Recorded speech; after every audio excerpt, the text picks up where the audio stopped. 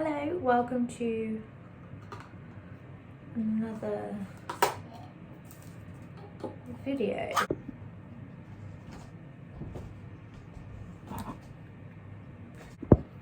Hello, welcome to... Whoa!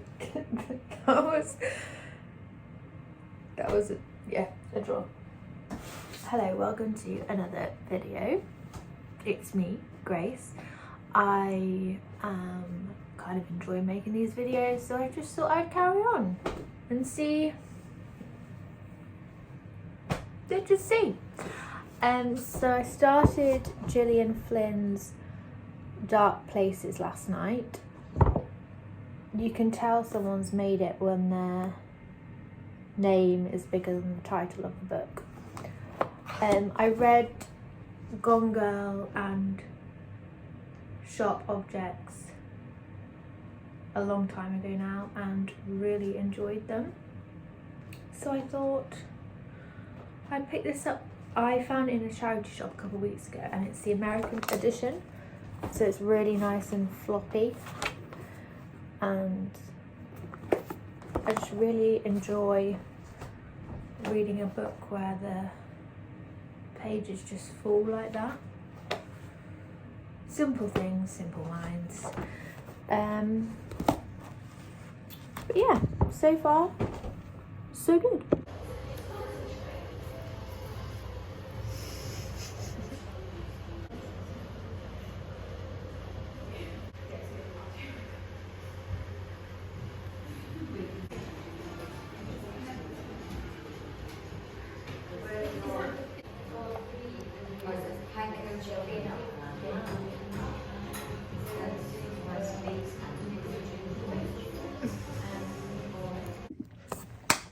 Hi, we just got back from dinner. We had sushi and it was really good. We've been tidying the flat all day, so I've not had chance to open this book mail from Waterstones. I said I wasn't going to buy any more books, but then I saw this came out and I had £10 to spend on my Amazon Waterstones card. So I didn't put this on my Instagram story. Nora Ephron's The Most of Nora Ephron, with an introduction by Candice Carty-Williams, who I am also a big fan of. I recently, I think it was in August, I read I Remember Nothing by Nora Ephron, and probably one of my favourite non-fiction reads of the year. It was so good. Obviously Nora Ephron of When Harry Met Sally fame, and yes, so I'm very excited to read this new out with Penguin. Is it like an imprint or just Penguin? Penguin Random House. Yeah, so hopefully I'll get to that soon. Dan's just making me some cherry pie and cream, and then we are going to watch Blonde because it's on Netflix. I thought it was on at the cinema. I didn't realise it was on Netflix. So we're going to be watching that tonight, so expect feedback on that tomorrow. Anyway, good night. Yeah, I do as well. Where did you get them from? Work.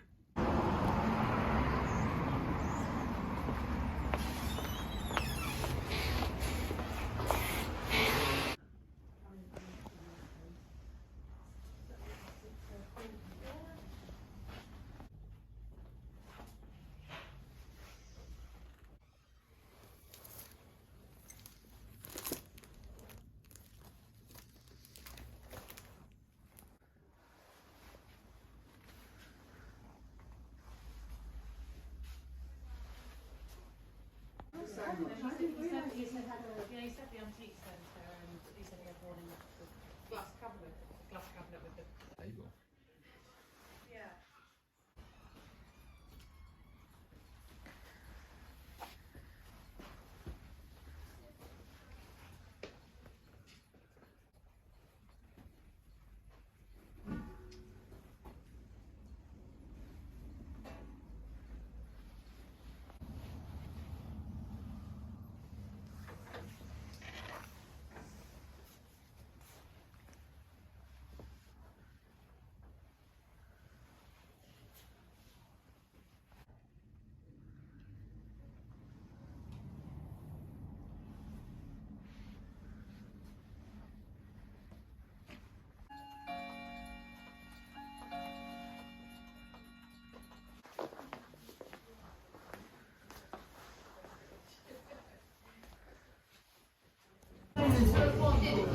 yeah. Yeah, I'll go to them now. So I've got it. Oh, yeah.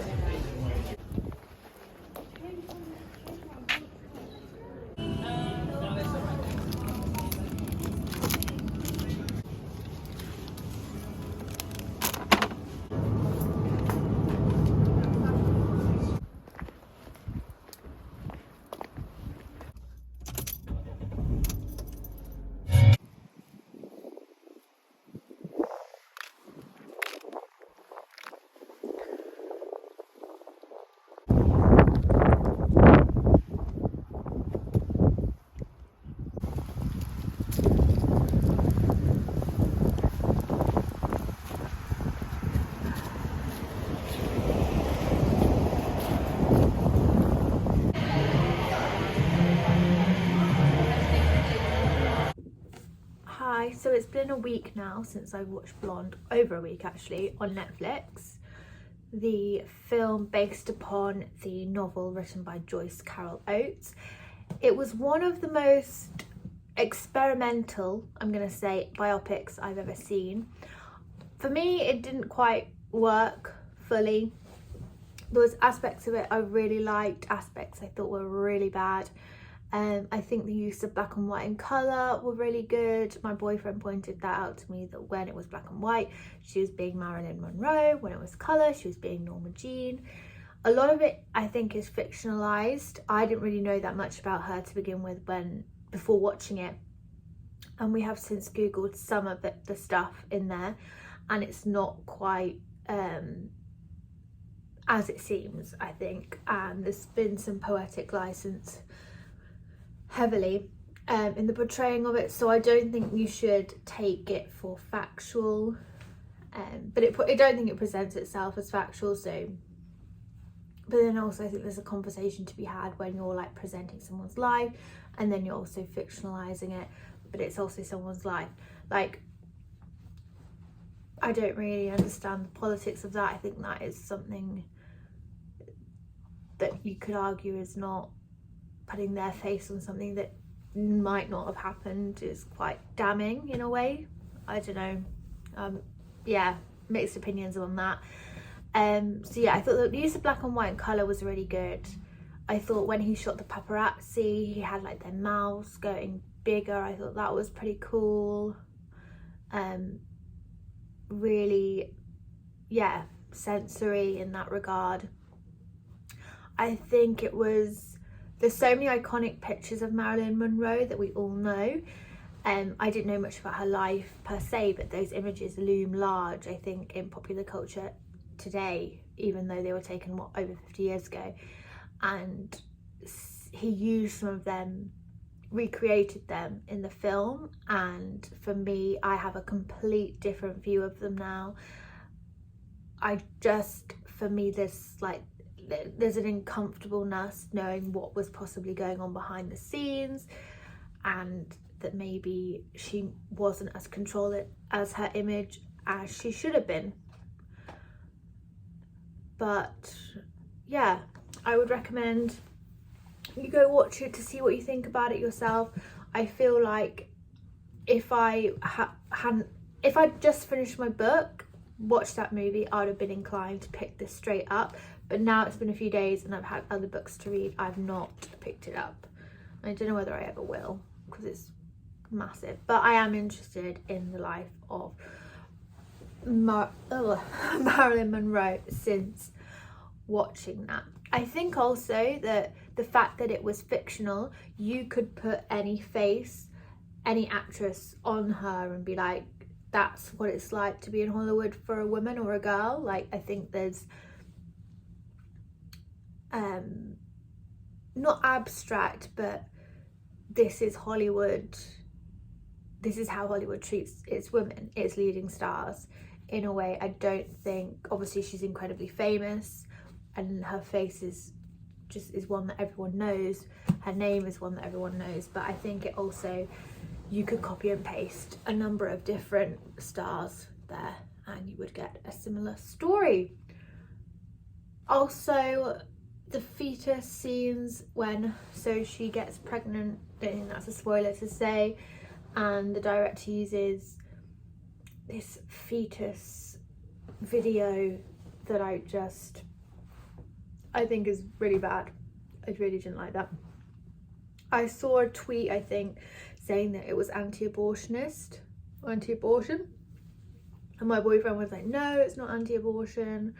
I was like, oh, I don't know what it is. Like, I couldn't make my mind up about that. Didn't like it. Was it then pro-choice because it was saying that she wanted to keep it, so she didn't want to get an abortion, but they were for this? I don't know. It really, I just thought it was corny anyway. I just thought it was terrible, looked really bad. So yeah, mixed feelings on that, and I'm unsure whether I like her either. I really loved her in James Bond. Is it Anna de Armas? Loved her in James Bond. Thought she looked amazing. Thought she looked like Marilyn Monroe. But the actual acting, not my fave. But I think it was inevitably a really hard act to create. And I think that maybe the script wasn't in her favour, personally. That's my thoughts. I don't know. Also, I've been doing some reading. So I finished reading Dark Places by Gillian Flynn. I've read previously Gone Girl and Sharp Objects. I much prefer them two to this one. I think if you like Gillian Flynn, this will definitely fill a hole in your life where Gillian Flynn should be. But I don't think if you're coming into it, you should necessarily start here. I think it's just not as good a story. Simple as, it's about a girl whose family get murdered and she thinks that her brother did it, so she testifies against him. But then 25 years later, she goes to this kill club, which like research murder. It's kind of like a fan club for real true crime, and they say that he didn't do it and that there's more evidence and the police did a lazy job. So it's basically her going back to visit the people that were in her life around this time to see what really happened. It was a whodunit, but wasn't really that, like in the other books and films, TV series, I've been like, what the hell was that? Whereas this, I never really felt that way. Like, I never felt unsettled. Like, it never felt like there was a threat, to be honest, to the character in present day. And it was like all about the Satan sacrifice and devil worship and stuff, and that stuff just doesn't really, I just didn't really enjoy that side of it. But I do really like her characters that she creates. It's like Girls Behaving Badly, I would title all her books. The Girls Behaving Badly trilogy, you could even call Gone Girl, Sharp Object and Dark Places. You're welcome. So there was that one.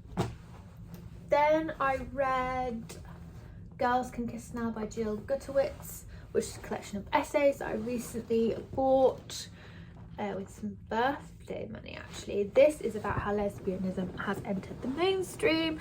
I think I saw this on an article about a bookshop's bookseller's picks. but I've since seen it on Bookstagram.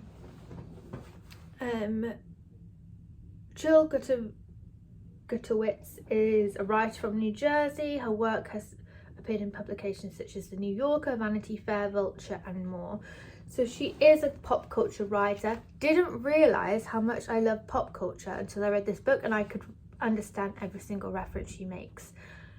So I want to seek out more books that centre around pop culture, because it's something that I obviously subconsciously love and follow. I do make an effort to follow it sometimes because it's just something that I'm interested in. For example, my favourite part was when she goes over the 10 most important Sapphic paparazzi photos in modern history. So these are pap shots by women being lesbians, basically, and I loved it. She's so funny and she's so good at blending personal story with cultural observations, and the excitement that she has for pop culture really comes off the page for me. I thought that she really entices me with it, and really very much is a way of bonding, I found. I felt really connected to her in the fact that I knew a lot of the scandals or pictures that she was talking about, and when they kind of came out, and how that they were kind of perceived. And yeah, she talks about Orange is the New Black and how that kind of opened up a whole new world for her, and how that became really popular, and that kind of changed the way in which the characters that we have in TV dramas. It suddenly went from, she just say the statistics of how many TV shows then went on to have queer characters after that success, and how many of them then went on to be not just gay white guys, but women and trans and all sorts after the success of Orange is the New Black. But yeah, I just really love this one. Very gay, but I feel like in the best way. I loved it. I thought it was a celebration of lesbian culture entering the mainstream, basically. I loved it, and I would definitely read more by her. And I don't know whether she's joking about bringing out some fiction, but I would love it if she brought out some fiction. I thought she was a really good writer. I found it very funny, heartfelt when it needed to be, when she's talking about her personal coming out stories, her personal relationships, but also, yeah, great, would highly recommend. And then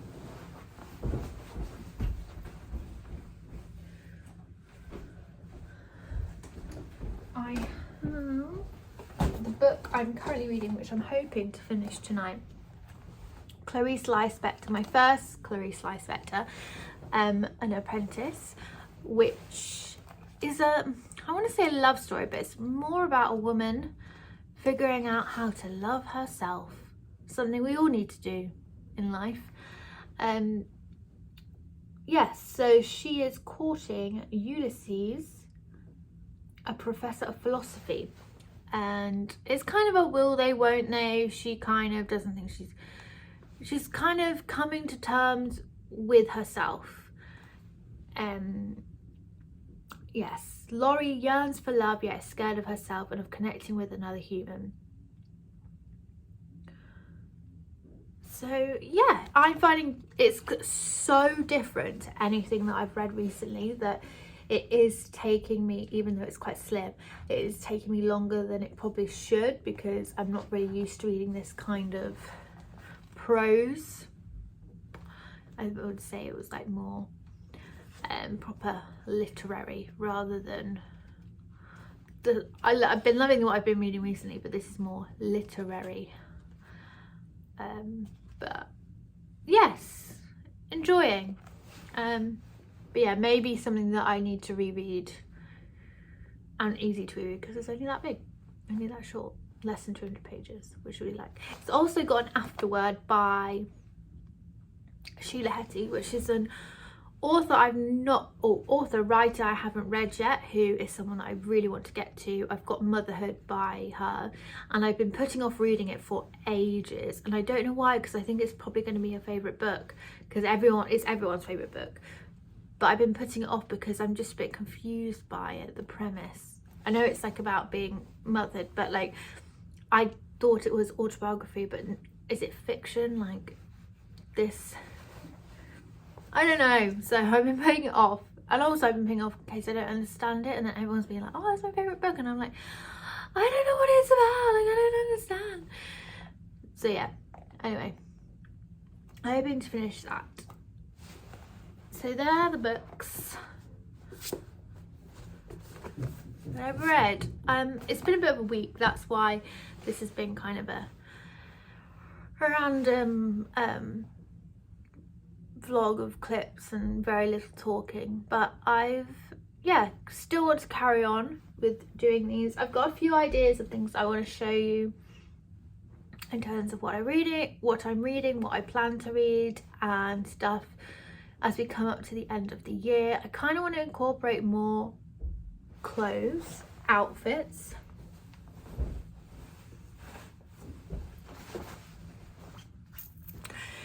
Into them, but I don't yet know how to do that. And also winter's a bit weird time because I feel like you put an outfit together and then you just sort of chuck a coat on, and it's not always as exciting. But anyway, that has been the last week. So yeah, anyway, thank you for watching, and I will hopefully see you in the next one. Oh, before I forget, thank you so much to Ben Green of Benjamin's Journal. I've been watching his channel for nearly a year now, and I say that because I remember when he got his hunter boots for Christmas, and I have them hunter boots, and I'm going to bring them out this winter and I'm going to rock them. Yeah. Ben Green, thank you so much for mentioning my channel and bringing it to other people's attention. Very, very kind. Thank you. Yeah, go watch Ben. There's also loads of booktubers I watch, and I will get to them at some point. I'm sure I'll mention them in other videos. But yeah, thank you so much, and I'll see you soon. Love you, bye.